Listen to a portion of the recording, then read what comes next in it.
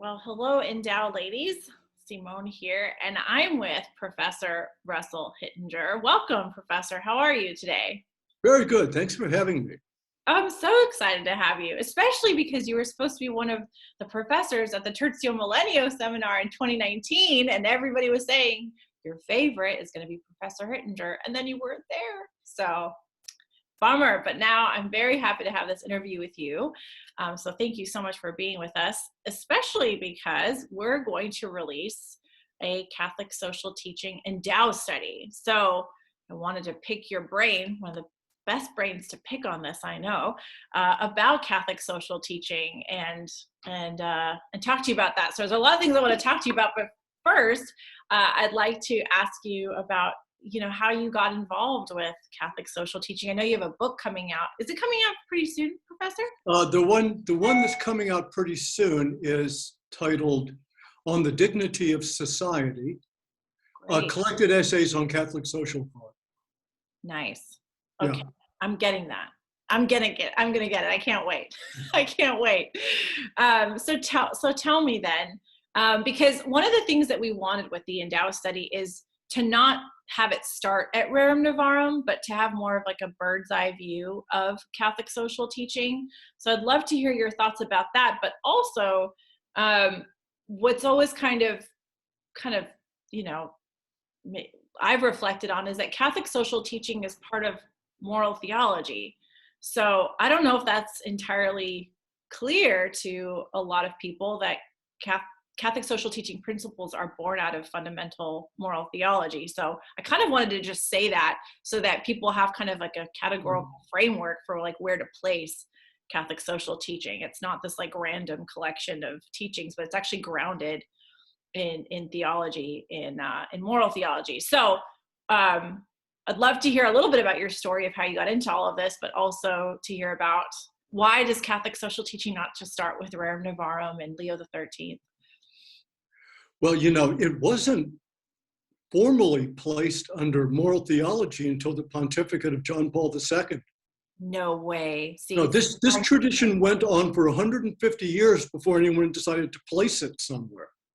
Why is that? That doesn't make sense. Because from the very beginning, it was kind of, we would call it interdisciplinary.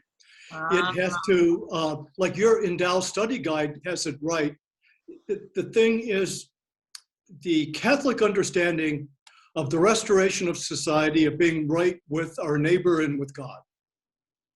So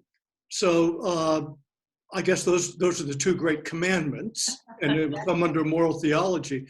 But from the beginning, it had to do with legal things. It had to do with political things. Only later did it have to do with economic things, late 19th century.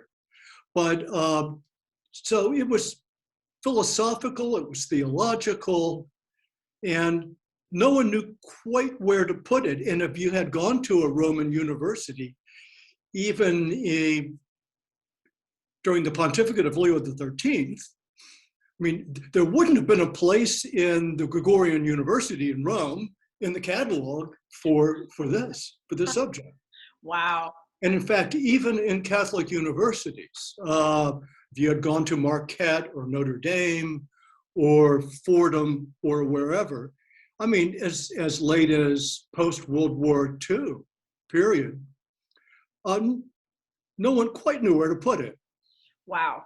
So yeah, that's so fascinating. Why John Paul II's pontificate? Because he wrote Centuries. I think that gets ahead of the story a bit, but because he thought that the integrity of Catholic social teaching was getting scattered in too many different directions. And since he was the one who issued the very first papal encyclical ever on moral theology called Veritatis Splendor, yes, since he was firming that area of theology up, he said, well, we're going to put Catholic social doctrine as a subsidiary of that. Wow. So, I mean, that's my guess. So that makes sense. And I think that's kind of why, again, I don't obviously have all the knowledge that you do, but in reconciling Catholic social teaching within myself, I thought, well, I have to put it somewhere. Wouldn't it go under morals? So I didn't even know all this history, and that's so fascinating to me. And I kind of want to go on a thought tangent, but anyway, so that's very, very interesting, that he did that. And I think it gives it, I don't know, credibility, would you say, like kind of he's trying to place it under, like, these are like, relativism is not a thing, consequentialism is not a thing, like these are intellectual heresies. There is truth, and the way that we think about our relationships also have to be grounded in these fundamental truths. Right. And also the evangelical commission to the church by Christ has been understood as being able to teach on faith and morals. Yep. I mean, that's right in the Code of Canon Law. The church has competence to teach on faith and morals, chiefly on faith, because that's the apostolic commission, is to preach to all nations. Right. The belief in Jesus Christ as Lord and Savior. But morals, because those are like in the Ten Commandments, and Jesus had moral teachings, and there's, of course, the natural law. Mm-hmm. So to put it under moral theology is a reasonable move. But it's amazing how much of the tradition unfolded before they put it anywhere. That is so fascinating. So well, tell me your story of how you got involved in this, and kind of, because I think that was something that our director of content, Laura, wanted to avoid. She wanted to avoid people thinking that CST like magically shows up with Leo. Right. Well, when I first started studying this seriously, which was not at the beginning of my career, but maybe midway, I immediately formed a judgment that is still pretty firm in my mind, that I don't approach Catholic social thought or doctrine on a topical basis, like, well, there's our position on labor unions, there's our position on abortion, there's our position on world peace, there's our position on the right of all peoples to clean water, and the list gets longer and longer. Right. These things. I don't look at it that way. I look at it as a kind of wisdom about social order, both as it's understood theologically and as it's understood morally. And you get to the list of issues later. Anyway, so the way I stumbled into that, I was doing some research for a book on Catholic understandings of the modern state, which means post-1789, after the French Revolution. Mm-hmm. And so I was on a sabbatical, and I took some time to read Leo XIII. And I read a couple of encyclicals, including Rerum Novarum, and I instantly formed the impression I should read more. And so I put aside everything I was to get done that year. It was a full academic year. In fact, I was at Notre Dame on sabbatical. Wow. And I figured out I should start reading in the 18th century, actually, 1700s. Right. And I just got up every day, and for about 5, 6, 7 hours would go through every encyclical, and I'd make a judgment. Does this pertain to anything having to do with social order? Right. And I just make notes. And I was amazed to find out how much development there actually was by the time Leo became Pope in 1878. Wow. I would say the main cause of modern Catholic social thinking is the French Revolution. Wow. It doesn't begin in economics, only later, the 19th century. That's an important thing to know. Yeah, and for this reason, when that revolution happened in France in 1789, the most important Catholic country in the world, France, Yep. Its entire social order was swept away very quickly. Mm-hmm. So the monarchy was abolished. Yep. Soon thereafter, the king and the royal family were killed, executed. Yep. The first law of non-fault divorce was passed. Wow. Well, and during the French Revolution, indeed. No fault meaning that you didn't have to show harm. Wow. Yeah. All you had to show was consent of both to, or of one. Very interesting.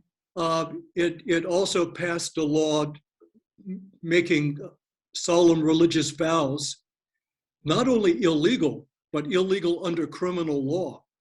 It was actually a crime to take a solemn religious vows. Monasteries, religious houses were closed.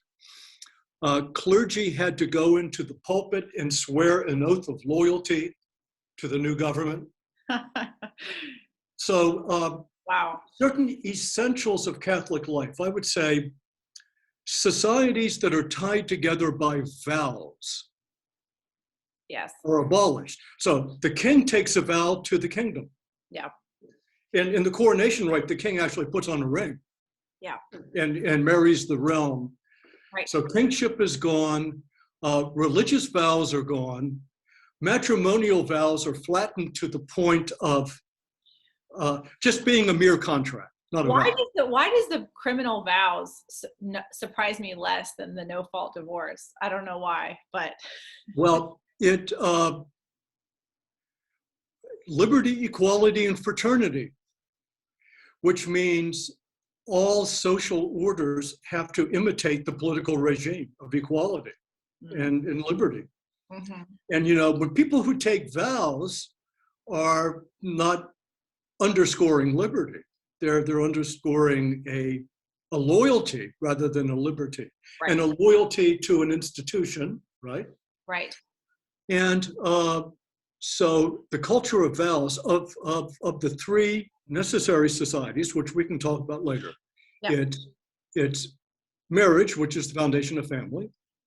It's polity, and it's church. The vows of all three were abolished. Yeah. Wow. And so a new social order was being built, and that revolution spread out of France to the rest of Europe and to the rest of the Catholic world in the New World. South America had one revolution after another, imitating the French model, okay? Right. So Pope Pius VII, before he was Pope Pius VII, Pope Pius VII was eventually kidnapped by Napoleon and held in solitary confinement. But when he was Cardinal Archbishop of Imola in Italy, he had on his stationery, the revolution had broken out. Mm-hmm. Liberty, equality, and peace in our Lord Jesus Christ. So the key here is that the Catholic beef was on what they meant by fraternity. Ooh. They didn't like what was meant by fraternity, because the revolutionary ideal of fraternity canceled out traditional social order, canceled out traditional fraternities, Yep. And so very, very slowly, by the way, the revolution petered out after about 20 years, and they tried to restore a monarchy that didn't work very well. And there were more revolutions in Europe. And it was Leo XIII now, almost a century after. He becomes a pope almost a century after the French Revolution. Given all of the turmoil throughout Europe, remember, everywhere in Europe, they're imitating this revolution. So even the Italian government is trying to impose one-way divorce. Mm-hmm. By the way, they didn't succeed, but they tried. And why do you think that is? Why didn't they? Do you have any? Because Victor Emmanuel, who was the king and was a kind of a figurehead king in the first laicist government of Italy, 1860s. Mm-hmm. He actually had second thoughts about it, that it wouldn't be good for Italy if people could get divorces very easily. Wow. Maybe there's a grandma in there who. Yeah. Well, I'd like to say that the wisdom of the Holy Spirit leading St. Peter to Rome, and that the see of Peter ends up in Rome, is that they will never think out on the family. I just love no that. matter what else is going through their minds. Right, the family. Yes, I love that. So it's interesting what you're saying is that Catholic social thought in a more, and correct me if I'm wrong, in a more formal way was a reaction or caused by this revolution in the true sense of the word, of the French Revolution. A true revolution. Revolution. And before that, we could say that there was obviously thinking about social order, but it wasn't in terms of, it wasn't brought out in the public square as a formal thing, because it was I can give you an example of that. Yeah. The Reformation era and Counter-Reformation was very traumatic to the Christian church, but it wasn't traumatic over social order, not very much of it. So most Protestants desacramentalized marriage, but they didn't desacralize it. Right. I mean, no one on either side of the Reformation would have had an argument over it's one man and one woman professing before God. And right. Okay. It's the theological details as opposed to like the way that our culture actually exists together. Very, very great. That's a really helpful example. So, okay. So where have we left off then? So it took a while. By the way, and as I say, there's more revolution. And by the time Leo is elected, there is an economic crisis going on in Europe too, in which as much as 60% of the entire population of what would become Germany moved from rural areas to urban centers for pick-me-up work in industry. Wow. Okay. This is not salary work. This is work by the hour and every day. Having to go down to getting pick-me-up jobs. And so social order is going haywire everywhere. And by the way, this is why the 19th century is the great era of the founding of social science. Durkheim, Marx, all of these great social thinkers arise in the 19th century because it was not just the Catholics who were alarmed, but actually almost everyone was alarmed. So by the time Leo's Pope, he devises a really interesting strategy to deal with this. And he said, there are three necessary societies. By the way, there's more than three, but there's three necessary ones, which means necessary for human flourishing. You're just not going to be happy without membership in these three. Okay. Of course, it's the domestic order, marriage, family. It's political order, and it's ecclesial order. So he wants to say that we're not just political animals. We are matrimonial animals, and we are also ecclesial animals. Right. And in fact, we're all three.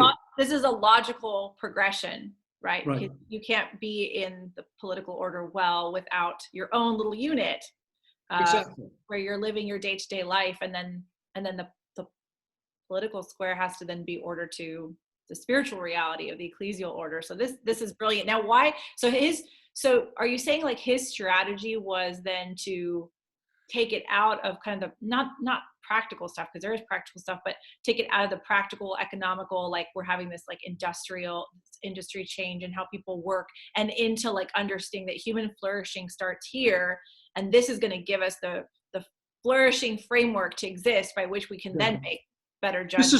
This is the philosophy of it, so to speak. And see, now here was what was brilliant about the strategy. I call it a scissors strategy.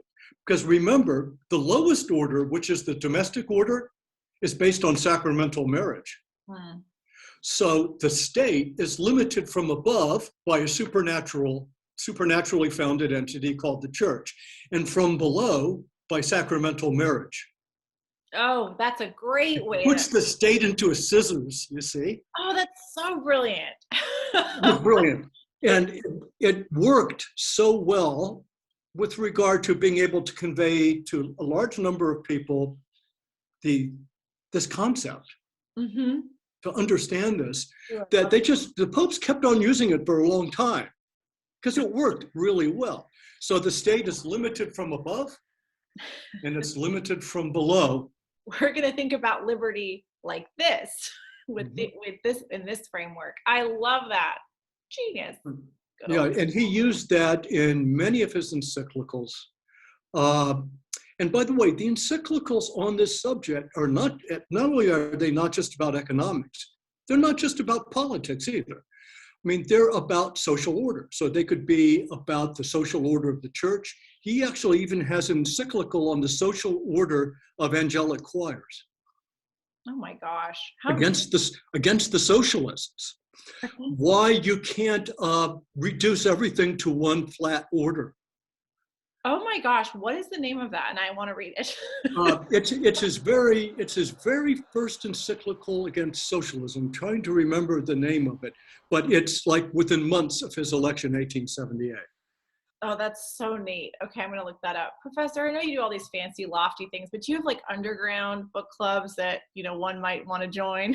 So this is, angelic choir, an encyclical on angelic choirs against the So they were truly interested in, remember this is the great era of liberalism too, classical liberalism. Mm-hmm. They were very interested in what is there besides the individual that has to be taken into account. Yeah. Yeah. Okay. Yeah. And wherever that issue could get raised, whether it was marriage or family order, a huge issue was mandatory education. Because of all of the things that happened in the 19th century, or at least the Western 19th century, is mandatory education. It changed everything. It deeply affected the family. And it deeply affected the church. To whom does the child belong? Yeah, yeah. To the polity, to the household, or to the church? Oh, gosh. And there was an Italian scholar who once said that if you start reading in mid-19th century, which is about when mandatory education starts kicking into gear, and all you read was what the church had to say about marriage, family, and education, you wouldn't need to read anything else about Catholic social doctrine. You'd know the whole thing.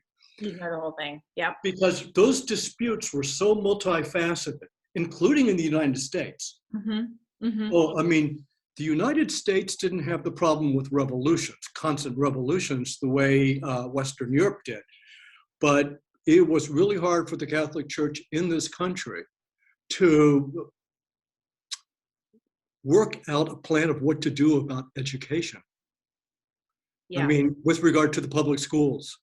Right, right. In fact, the school issue from 1870s until before World War I was a just humongous issue. The Catholic Church in this country solved it by simply building their own school system. Right, exactly. And now that's a whole other podcast interview about education and Catholic education. Mandatory education changes society everywhere. For instance, it profoundly changed clerical and religious society. Yeah. Priests became much better educated. Yes. Once the church had to take care of their own education, right, it changed what it meant to be a religious. Right. Because it certainly wasn't going to be the state that determines what education is and allow that. But so I think the church solved that pretty creatively and well. But wow. Now, there's like 10 questions. And so what happened is that there was a period of what we call the Great Coherency. In fact, this is a Vatican term. The Great Coherency is called the Leonine Era. Because 6 popes are either born or come of age with Leo. So, for example, Pius X, born 1835, Benedict XV, born 1854, Pius XI, born 1857, who was actually a student of Leo, Pius XII, born 1876, who was ordained in the last 3 years of Leo's pontificate, John the 23rd, born 1881, and Paul VI, born 1897. So what Leo was working out was the matrix of 6 popes. I don't believe ever in church history has there been a cohort of popes so tightly connected through birth. Basically, we're talking about 2.5 generations. Yeah. And so they knew each other's minds. Right. Yeah. That is incredible. That is incredible. So if someone wants to, I mean, we have this Endow study coming out. Where's your, I mean, you can be, where's your level of hope, I guess, as a kind of a different question on like Catholics really learning Catholic, like, why is it important to study Catholic social thought? Especially when there's it's such a huge endeavor, like, you're talking about your sabbatical and reading all these things. Why is it important? Is it important in a sense, or, of the important things, what should Catholics be focusing on? I don't know if you're like catching all the articles out there, and, I try to stay not so half plugged in, half plugged out, because otherwise I can't learn anything. If I'm so into what's being said out there, then I can't really learn all the good stuff. Yeah. Do the good things, but that Catholic social thought is going to be like the great healer. And Endow is bigger than the United States, but there's all this conversation about Catholic social teaching being that like healing bridge building of our polarized culture. And I thought I had caught your talk, your brief talk on Catholic social teaching through Lumen Christi, and learned from that talk about the Mariology involved in Catholic social teaching. And I thought what was so kind of providential, I'd like to say, about our curriculum at Endow is that our Rosary study came out last year, and then our Catholic social teaching study will come out this year. And then hearing you talk about how you can't ignore Mary in all of this, I thought, oh, this is great, because we didn't actually do that on purpose. So yeah, what are your thoughts on all of that? I would say to put in first place the learning of the tradition organically before you jump into it as a policy thing. Yes, amen. Yeah. So, one of the ironies of this is that once upon a time, social teachings were called civil, doctrina civilis, or civilis, because they just assumed everything is kind of making an orbit around the state. I mean, this is before the French Revolution. Mm-hmm. And by early 20th century, they started using the term doctrina socialis. Now, why did they use the term social? I think precisely in order that people not fall into the rut of making everything a set of policies about the state. Right. Yes, that is social order does not begin with the state. Right. Exactly. And but in our period of time, I'm afraid to say that people, when an encyclical comes out that's called a social encyclical, and by the way, what's called a social encyclical, according to the press, is not the only stamp of approval of something being a social teaching. Mm-hmm. Social teaching is more than what the New York Times are telling it is. Yes. It's a lot deeper and more multifaceted. Yeah, and it just gets reduced to politics, which it's not. It's reduced to politics right away, and we all know what happens. Catholics on various sides just use social teaching for their own. Yeah, I know. That's exactly what's going on. Everyone knows it too. Exactly. So, I think for our Endow women, like, especially because we're dedicated to education, true education is not a political organization. This is a Catholic apostolate. Actually, we have juridic personhood in canon law. I thought you might care. I don't think many people care, but I thought you might be the sort of person that would care. And so a true education of, maybe there'll be women who are those women. It's very easy to become moralistic and ideological no matter how much you rail against it, right? But to have these Endow studies actually be these encounters and these moments of an authentic education, and coming down to what you were saying about like studying this organically and putting all of the reactivity and the polarization, the biases, and seeing things through the lens of the New York Times or whoever, and coming as an ordinary Christian and trying to understand our faith and our history and our tradition, and just the depth of it, as anybody listening to this podcast will already notice, will already see. So, Well, in rerum novarum, what are the new things that Leo is worrying about from the title of the encyclical? Well, the spirit of revolutionary change. Everyone is consumed to know via newspapers and telegraphs back then what's new. The irony is that's how people treat papal encyclicals now, is they're only as good as you can find out what's new. You see, I mean, it's, and of course, the irony would be lost on 99.9% of the people reading it because they don't know the history of it. But the first thing to look for is not what's new, but what's coherent. I mean, yes. what is, yes, what's going on here? So, for example, on the subject of what's new, since the Council of Trent, canons on matrimony. They had doctrinal canons on matrimony, and they had disciplinary canons on matrimony.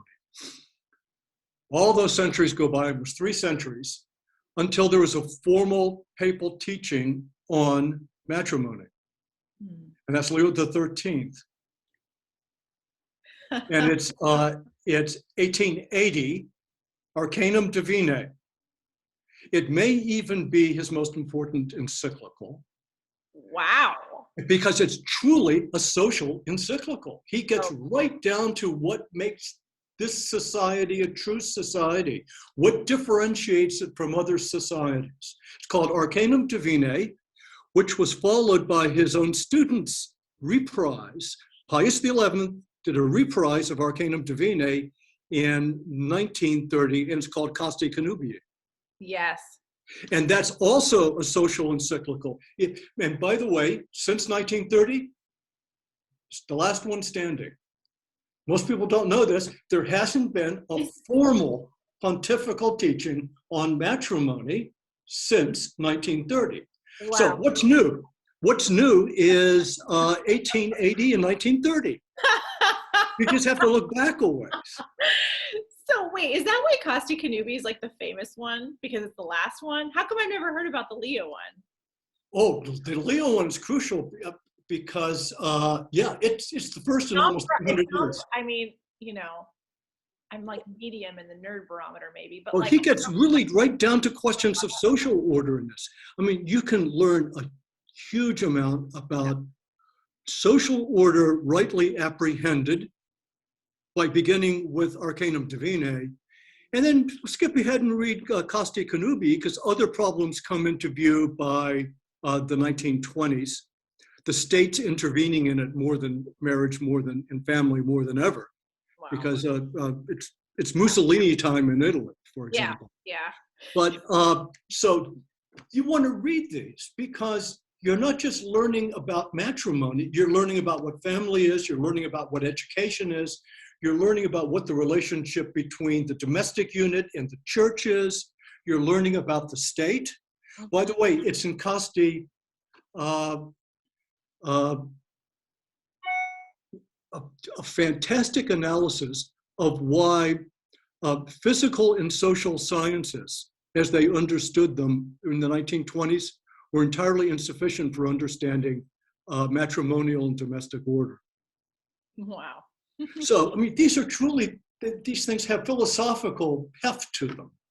Yep, which is why we need to study and not, I mean, the more you study, the more you realize how much you don't know and reading an encyclical is one of the most frustrating things. That's what we do at Endow. We read papal documents, but, you look at the footnotes and go, well, if I need to go back and I need to keep going back and back and back. So, well, that's amazing. How has this is a question from Laura, our director of content. How has this changed you besides just giving you this whole other, aspect of your personal vocation as an intellectual, but has it, maybe it's too personal question, Professor, but has it changed you? If so, how has it changed you? What do you say about that? Well, it's made me much more historically conscious Yeah. of modern Catholic history. Tracking this. Tracking stuff. Right, Yeah. right. And not just coming up with a big idea and making the facts fit it, but looking at the facts. and seeing the patterns, Seeing the patterns. I think one problem that people encounter, no matter how educated they are, is what I call the problem of giganticism. That when we talk about society, well, like, which one are you talking about? Mm. You see, we talk about like there's just this one big thing called society, or the adjective social just modifies one big thing. Right. And we talk about social changes. We talk gigantically all the time. I mean, that's the way the United Nations talks. That's the way they talk at Davos. Yeah. Right. That's the way big corporations talk. But no one's really communicating because we don't know what we're actually talking about. Right. Or what we're gesturing toward is human sociability in some large way, and the way we in a global world kind of affect one another. But what they're not talking about precisely is what it's like to be a member, a part of a social whole, of a concrete society, like your family, or your marriage, or your county, or your nation, right? Or which church. So to see things from inside the perspective of being a member in a concrete society. So when I think of sociability, I can think of people going to the opera, right? And it's wonderfully sociable, right? There's a kind of electricity in the crowd, but you're not in a society, right? Right. Okay. So too much of our thought these days are gigantic thoughts, and it has to do with everything from climate change to first world, third world. But first world, third world are not two societies. You got to get down to on the ground. Yeah. That's what changed my way of thinking about things, because I'm very interested in little questions like who belongs to whom, and what kind of promises did they have to make to one another to hold themselves out as one, and how long do they intend for this to last, and what's the difference between a motorcycle club and a parish? Yeah, those are the actual big questions, and they're the questions that dominate our ordinary life. And if we can understand that very clearly and live that very clearly, then I think we're better suited to then make those bigger judgments. Why, like, a true education is so important. That's so fascinating. I imagine I mean, this is just me making things up, so you can correct me, but I imagine you became so much happier studying Catholic social teaching in this, like, first, it's like such a huge privilege to have had that sabbatical and that time to read through and make all these amazing discoveries, and then share it with people like me and everybody else listening that, just is so incredible to pick it up. Do you feel like you have because again, making things up, I imagine that you'd have like a very prophetic voice, just looking back at history and looking at the patterns to see like what's coming next with our social. So any prophetic words you want to share with us, especially Catholic women? I mean, Endow women are, faithful daughters of the magisterium and want to learn, and many of us have felt robbed of an education, just even basic catechesis. I mean, that's kind of where we're at. So what would you have to say just to the ordinary Endow women who's really interested in these things and wants to study?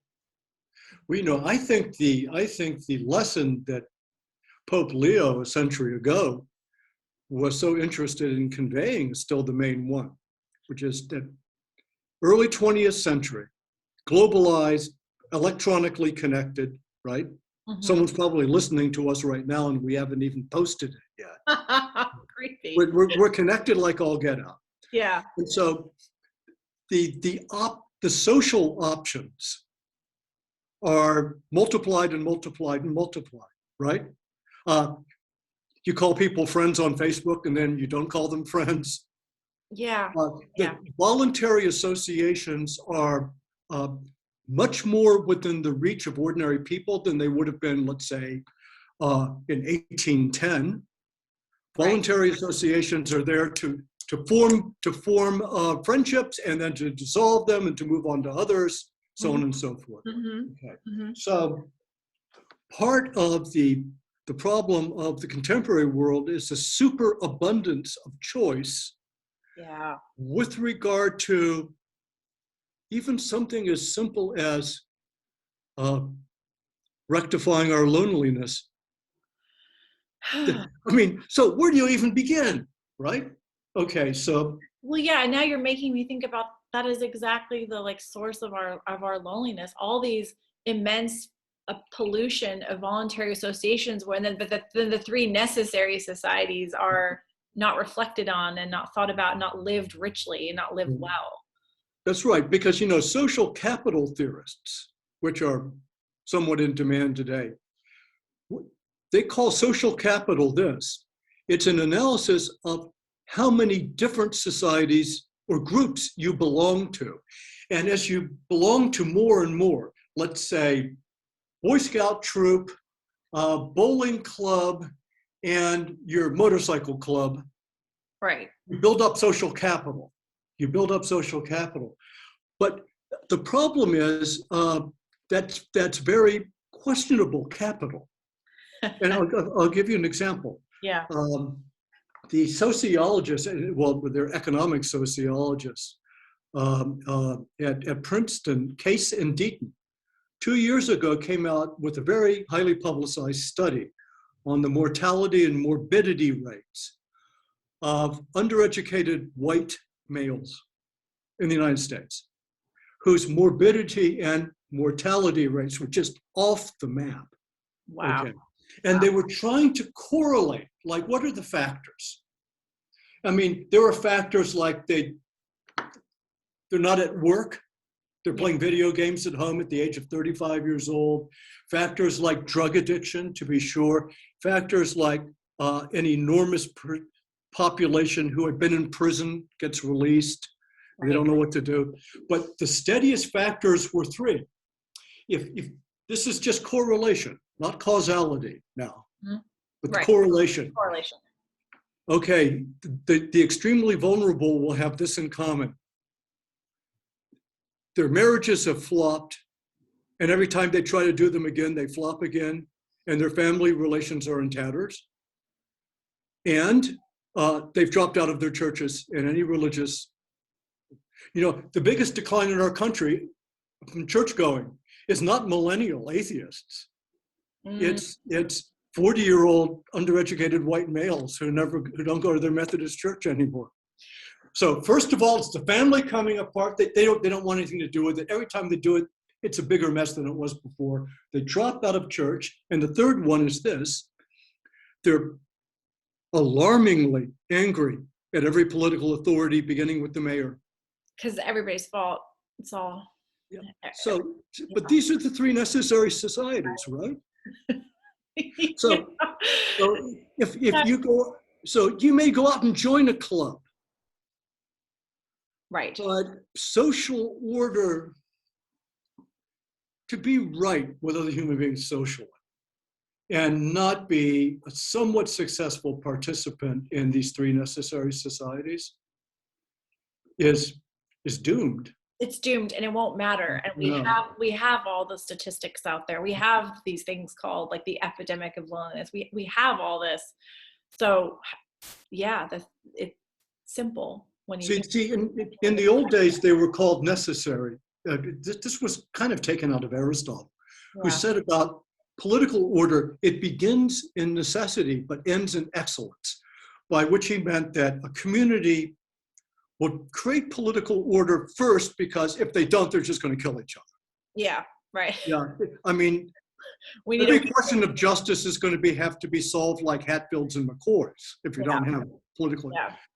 But as you begin to learn to have political order, all kinds of excellences come into view, kinds of justice you never considered before, kinds of harmony you never, great human projects, the extension of education. Okay.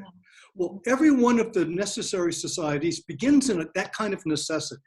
You just really need it. So in marriage, man and woman need one another to procreate. Yeah. Or they did once upon a time. Yeah. But there's the need of companionship. There's the need of family. Okay. But once you start doing it, other excellences are developed.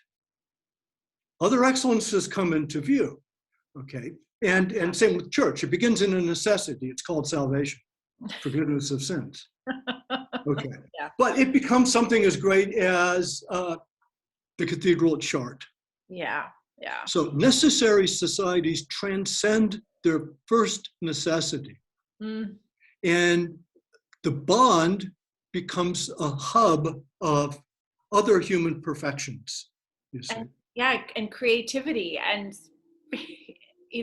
basically Western civilization at some point developed out of that, out of the monasteries, out of these necessary societies where human flourishing allowed for these rich, like you were saying, these other voluntary stories, but they're richer all the more because of it. So we have to get back to basics, which seems to be kind of the theme of, at least in my conversations with my friends from 2020 and last year, and just looking at what's really essential and trying to live the essential very well in a confused culture, in a confused world that's becoming. I was really struck by what you were saying about these big questions, the United Nations, and we talk about society, but which society you're talking about. I've personally felt the frustration of feeling like I don't even know how to communicate with anybody anymore, because I don't know that we're even starting in the same place anymore. And so that's just made it even more lonely, because you don't even feel like you have people to talk to, like you're talking about the same thing, but you're not even talking about the same thing. Everybody's starting from a different, it seems anyway, a different place. And to add on to that, with the decline of ecclesial membership, and with the decline of matrimonial domestic, you know what happens? Everyone puts all of their eggs in the basket of politics, which is a kind of insanity. Which is a kind of insanity, and also really boring, in my humble opinion. But the passions of wanting having an honorable, stable social life is a natural inclination. Yeah. To be right with others, but we've knocked out the ecclesial one. We've greatly diminished the domestic one. So now it all depends on politics. And once there's a disagreement, it has to be. Yeah, you have to fight to the end. Yeah, it's violent. You're canceled. It's all of that. Whew, big things. This was so pleasant. Okay, I have 2 more questions for you. Well, maybe one of them is a little bit unfair, but what could the church be doing better? And I know Reform historically, and the church comes through the laity and lay apostolates, and all of that. But is there something that we can, I don't know, maybe I take back my question. You can answer if you want. Maybe there's just like no easy answer to it. Obviously there's no easy answer to it, but if you had some inspirations about, especially for the women listening. And then also I think, if you wanted to say a few words about paying attention to Mary and how, because when I learned that from you about Catholic social teaching and the Marian apparitions and her role, I immediately thought about my own family in Egypt, where Mary would appear in Zaytun, in this district in Cairo, and every time she did, everybody was like, oh shoot, a church is going to get bombed. Like and that's what ended up happening. So I immediately connected that with what you were saying. Historically speaking, there are 2 devotions, especially going back to the 17th century, 18th century, that have always been interwoven in Catholic social thinking. The first is the cult of the Sacred Heart, St. Margaret Mary. Mm, Okay. right. You know, that became a fighting issue, that the Catholic resistance to the revolutions almost was always under the sign of the Sacred Heart. And all the way to 1898, when Leo XIII had a tumor on his back, and he prayed to the Sacred Heart for relief, and it turned out to be benign. Anyway, they got it out. Wow. It was the first time a pope had gone under general anesthesia, as I recall the story. Anyway, and for the Jubilee of 1900, he dedicated the world to the Sacred Heart of Jesus. And in it, in this, it's called Quas Primas. Quas. No, not Quas Primas. What's the name of that encyclical? It is the Jubilee of 1900, Anum Sacrum. Anum Sacrum. And he dedicated the human race to the Sacred Heart of Jesus. And he said, here on out, the person who will deliver the church from its troubles will be Christ, who is on the yoke of Caesars. We're no longer going to count on Constantine's coming along. Oh. Yeah. And the other cult is Marian. So in the 19th century, you will, if you go and just look at the list of encyclicals, you will see encyclicals on rosary and public life. A very prominent one is called Vie Benotto. It's Italy, 1887, Pope Leo XIII. And it's basically on why the humility of Mary will teach us how to be good social members. But see, Mary goes all the way back to early centuries of the church as the Salus Populi. Like if Rome has a COVID-19 pandemic or something like that, they always pray to Mary for the happiness and salvation of the people, right, as being the protector of the city, right, and so forth. This was kind of formalized by John Paul II. So if you look at John Paul II's many encyclicals, especially those that touch on social order, you will see that after he says what he wants to say, the last section is always to consider everything in the light of Mary. Beautiful, beautiful, beautiful, beautiful. I think Pope Francis has continued that tradition. Yes, because it seems to me that the ones I read always end with Mary. Benedict did that. Just awesome. Well, gosh, I guess our time's up. Is there anything else you'd like to share with us for all these women that are excited to study Catholic social teaching and start that journey? And last year, we had a Holy Spirit conference. Was part of the Darna project with Poland that Father Maciej Zieba encouraged us to be a part of, and we kind of dedicated this Holy Spirit conference to John Paul II's centenary for his birthday, and for his work in Catholic social thought, and calling upon the Holy Spirit to help our country during, what was a difficult year and continues to be a difficult time. So any last words before we say goodbye? And I've enjoyed this conversation so much, took tons of notes. Can't wait to learn more from you. Well, okay. My last point on the subject of Mary, that when John Paul II was elected, exactly 100 years after Pope Leo, he sketched out his coat of arms as Pope. And he doesn't have any of the traditional stuff in there. He doesn't have cannonballs and penguins, and, like Papa Ratzinger had a bear in his. But no, he doesn't have the traditional kind of signs of ability to rule. Right. Okay. And what he has is the simple Latin cross, off-centered. And underneath the transept of the cross, he has the M for Mary, standing at the foot of the cross. Beautiful. Yeah. He's just the best, right? John Paul II. He's just amazing. So we'll take that. We'll take our rosaries with us to our Endow group meeting. So thank you so much, Professor. This was just awesome. I hope that you come back on the Endow podcast. We have so much to learn from you, and so grateful for all of your work. Okay, it's good to have me. I'm glad to be here. Thank you.